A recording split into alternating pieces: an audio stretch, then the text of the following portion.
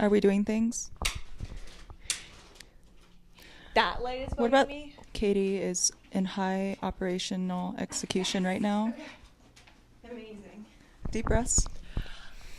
It's been a day. It's been a long day. It's been a long day for you. It's been a long day for you. You flew. It's been a long day for us. You were in the sky. I was in the sky. When were you in the sky? I was last in the sky 48 hours ago. Last in the sky. Yeah. Isn't that crazy? You can just be in the sky and just show up. Literally anytime. Denver, Colorado. They're called reply girls. We have to do the thing. What's the thing? We have to do the two things. The only two things of the show. Oh. One is There's two. There's two. One is I'm like, hi, welcome to Reply Girls. But usually we haven't started talking, so it's less. So we'll just pretend like. Okay. Start over? Yeah. Okay, hi. Hi, Katie. Hi, Emily. Welcome to Reply Girls. Thank you. I'm so happy to be here. I'm so excited to have you here. The queen of marketing Twitter. Whoa, that's going too far. No, not the queen. The one of the duchesses. Okay, I'll give you that. Okay. Yeah. Do you want to read your Twitter bio for me? It says CMO at Hype Partners. We're actually not called Hype Partners, so it's just Hype. Drop the partners, keep it clean.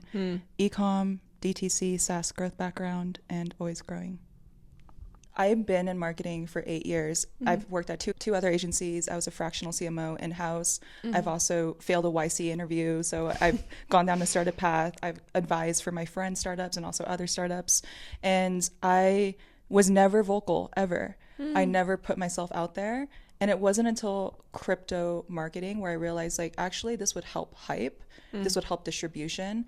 And in crypto, what is different is all the tech is so early. It's pre-product market fit, which is why there's so much yapping happening right now, right? There's capital and attention is fragmented and really scarce. And we have 365 chains, thousands of dApps and protocols, thousands of tokens. There's 44,000 tokens popping up every day on pump.fun. Stop.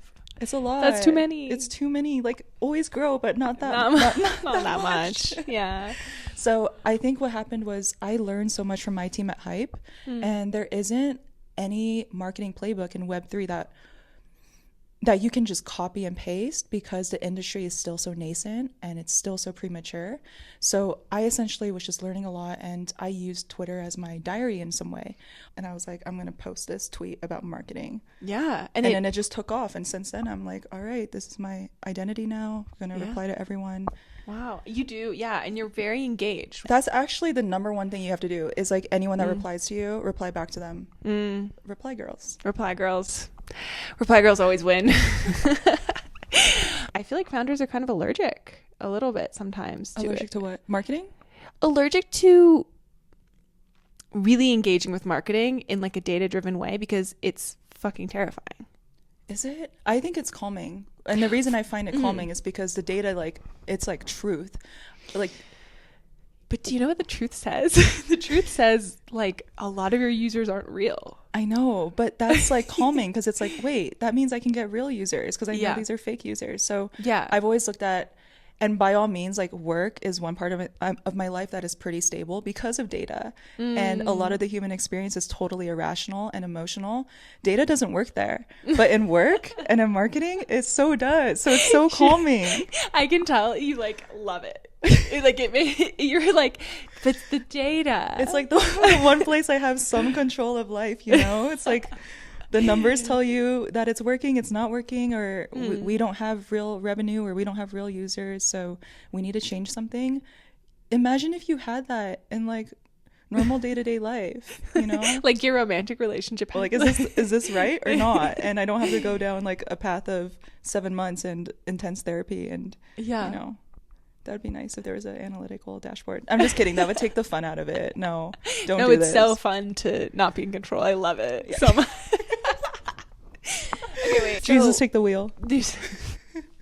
To your point, which marketing playbook doesn't exist, but if there was, it would be like, try to do what the successful people are doing. And it doesn't work.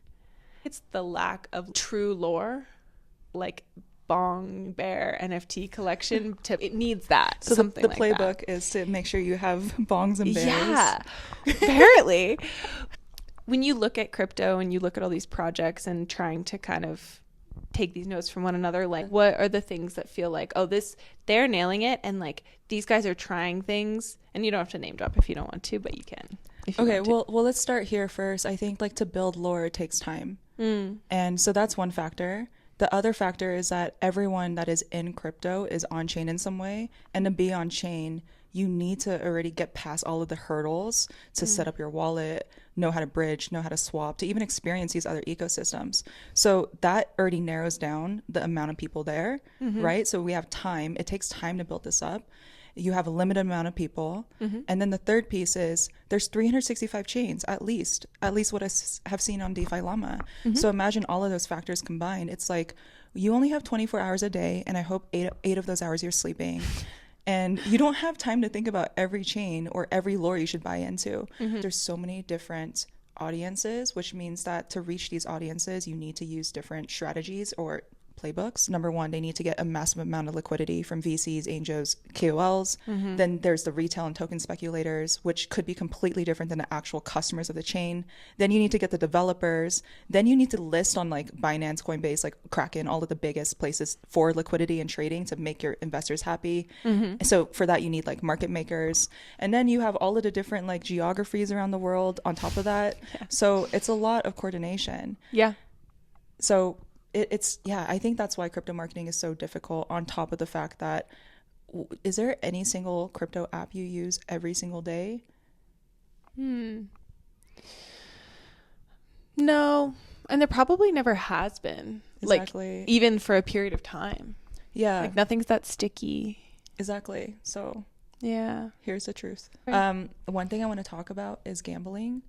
I don't gamble, but I recently onboarded a friend. But you buy crypto. I do, but yeah, you're right. Okay.